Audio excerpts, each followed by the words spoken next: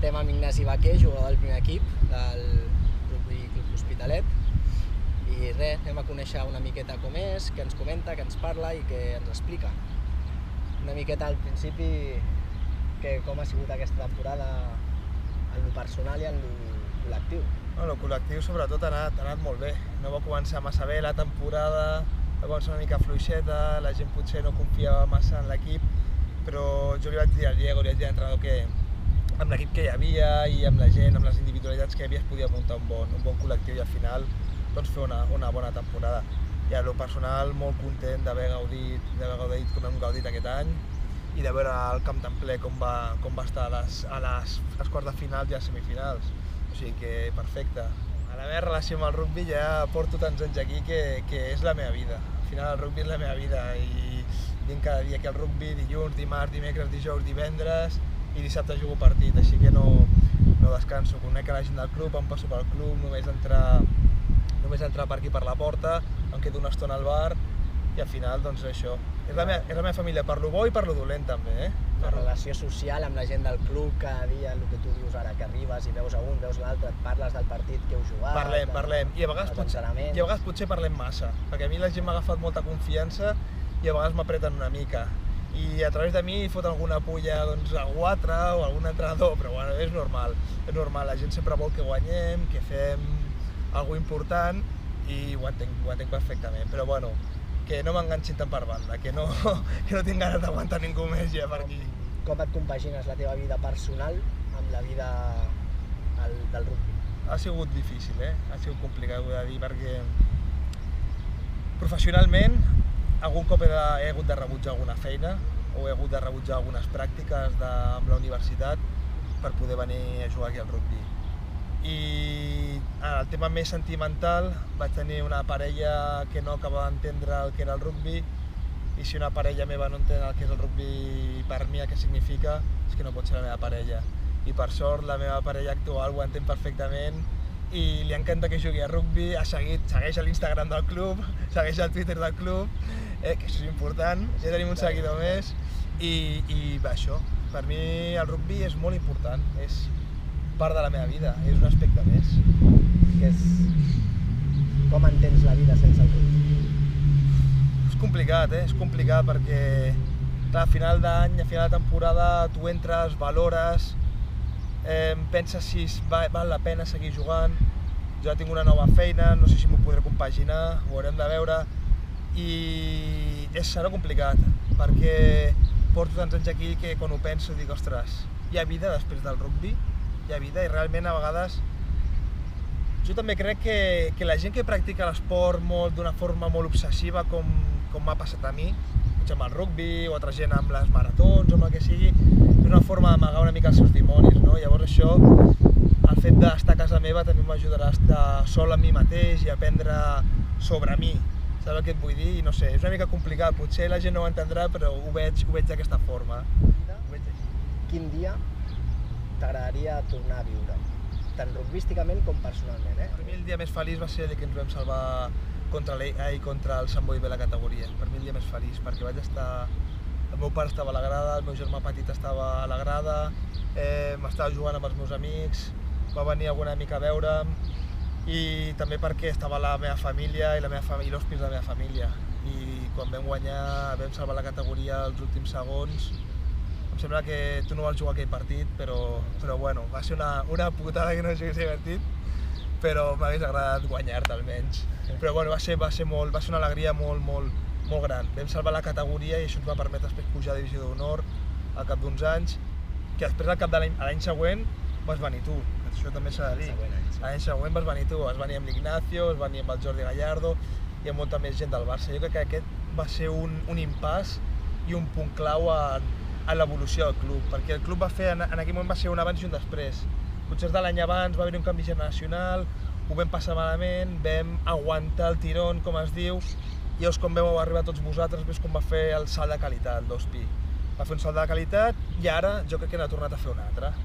I és com ha funcionat fins ara, i he pogut viure els dos almenys.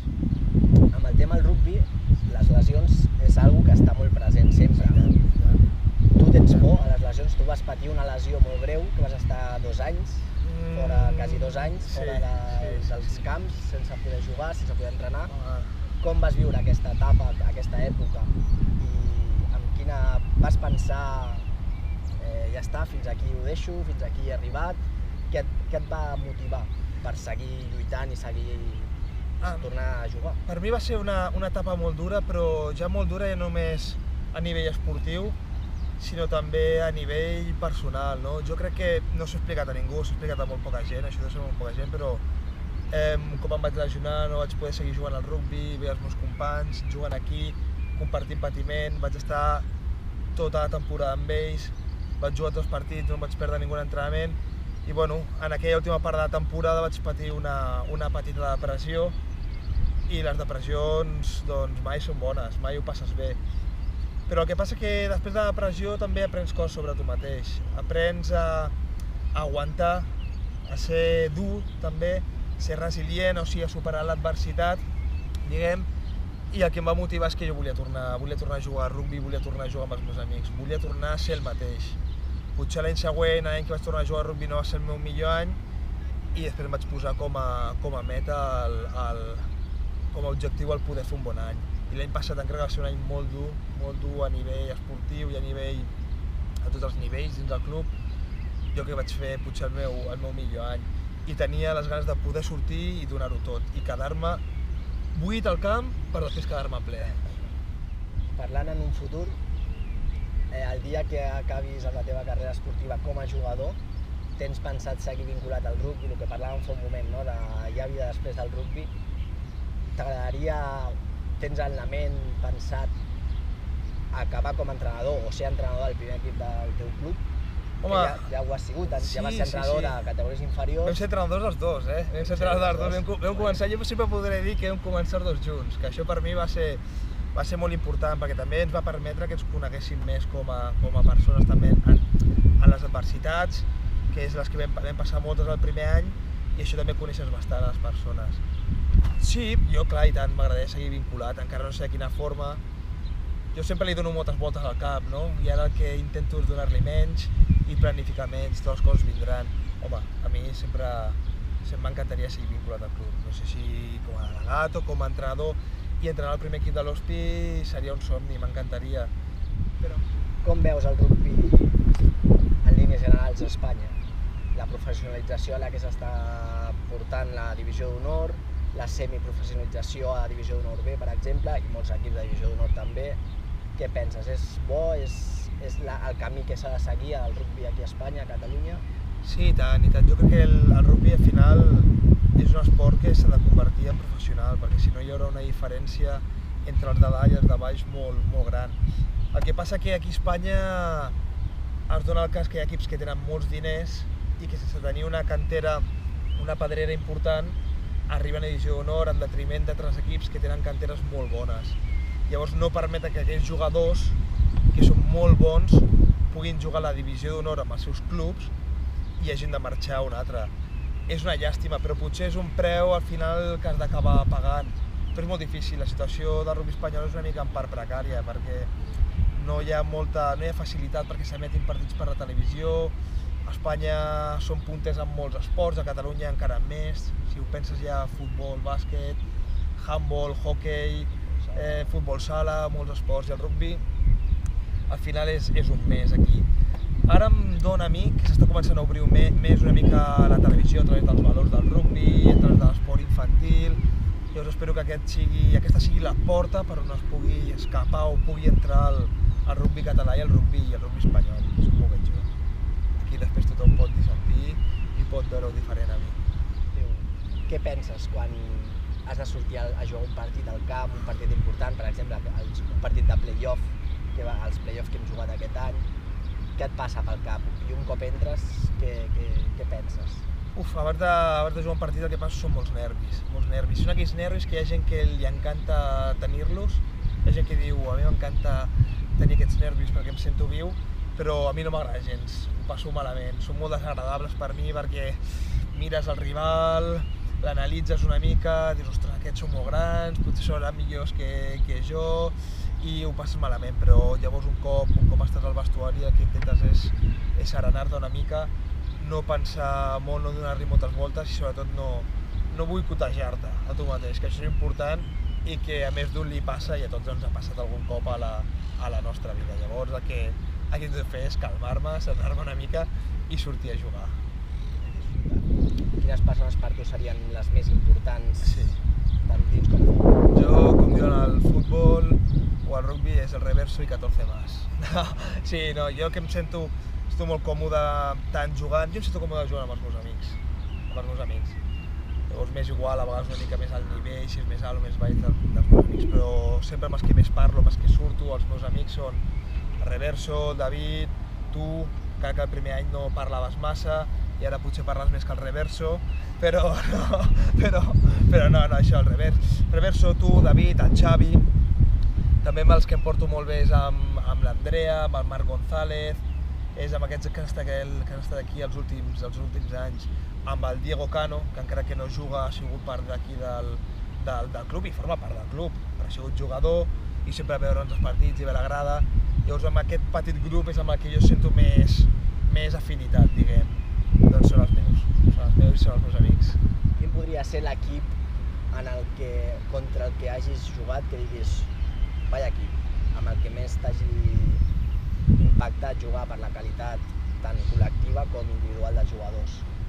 Hi ha diversos. Un d'ells va ser jo que el que més em va impactar va ser jugar contra el Reixel de Mont-de-Marsan. Va ser l'any que vam aconseguir pujar a Divisió Nord B, va ser l'any que vam fer la promoció i vam guanyar 18 partits seguits i vam perdre aquest Reixel. Va ser un partit molt empatat, vam quedar, em sembla que va ser 36 a 25 o 36 a 27, vam perdre de 9 punts i clar, eren nois de 18 i 19 anys i van tenir un nivell físic i de joc impressionant. Potser també m'ha impressionat molt jugar contra Hernani. Hernani dominava tots els aspectes del joc, tant físic com melé, touch, un joc molt dinàmic, molt complet, i me recordo que potser aquí vam fer un dels millors partits defensivament contra ells i vam perdre de 25 punts. Com veus el present i el futur del teu club? Home, el present és el que acabem de viure ara.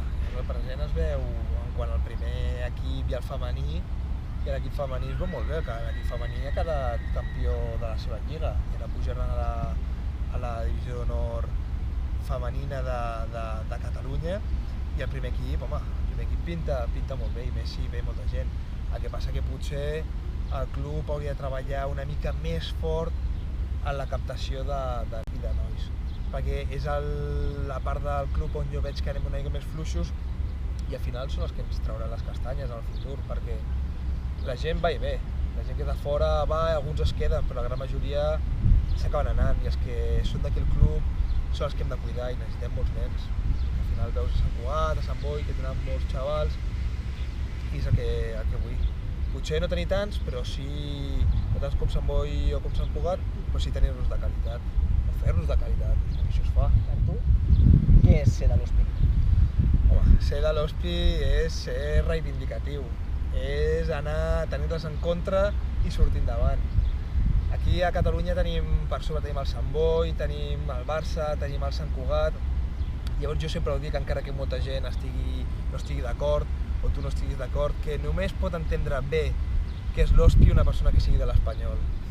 És que una persona que sigui de l'Espanyol pot entendre bé el que és l'Hospí, és tenir sempre un equip punter per davant teu, molta gent puntera al teu costat i tot i així a través del caràcter de la gent, perquè ha sigut al final a través del caràcter de la gent d'aquest club, a vegades amb pocs mitjans, amb molt poca cosa, sempre amb el poc que hem tingut hem sortit endavant. I per què? Perquè al final la gent sempre ha tingut aquest punt de punt d'honor, no? Com es diu en castellà, de casta.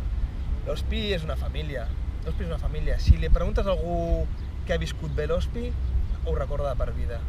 L'Hospí és que és algo que no es pot explicar. Tenim una zona social, una vida social impressionant, que també ens discutim entre nosaltres, com a totes bones famílies, però jo quan li pregunto a algú que ha jugat a l'Hospí i el tio s'ha sentit bé de l'Hospí, com ho has viscut?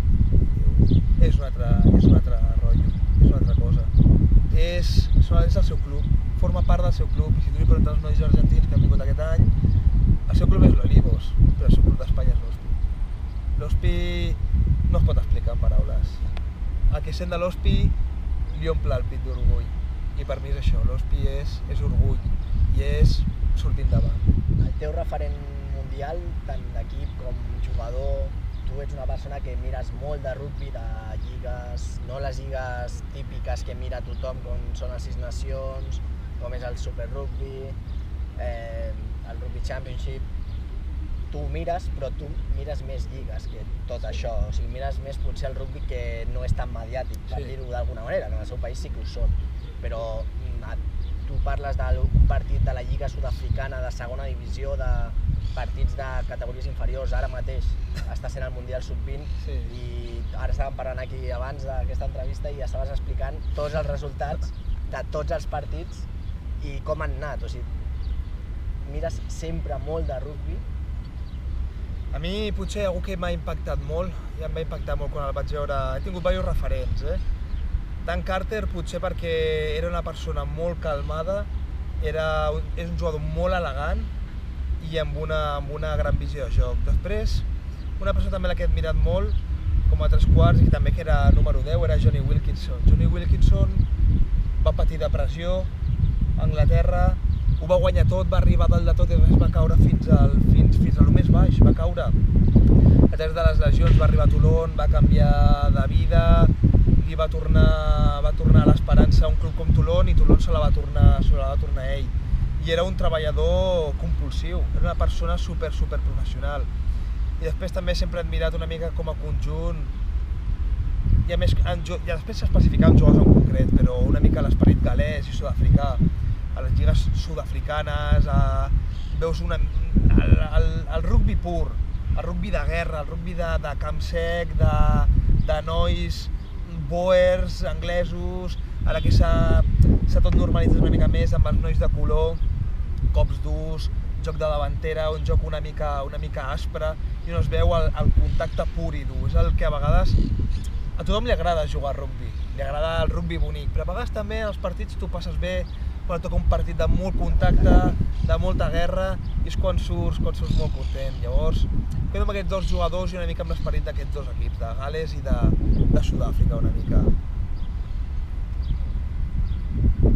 L'any que ve et seguirem tenint com a jugador? Bueno, ja ho veurem. No diem que sí ni que no, tot dependrà també una mica de les circumstàncies de la feina. Ara ja sí que també tinc 28 anys, he jugat molts anys a rugby i ja veurem.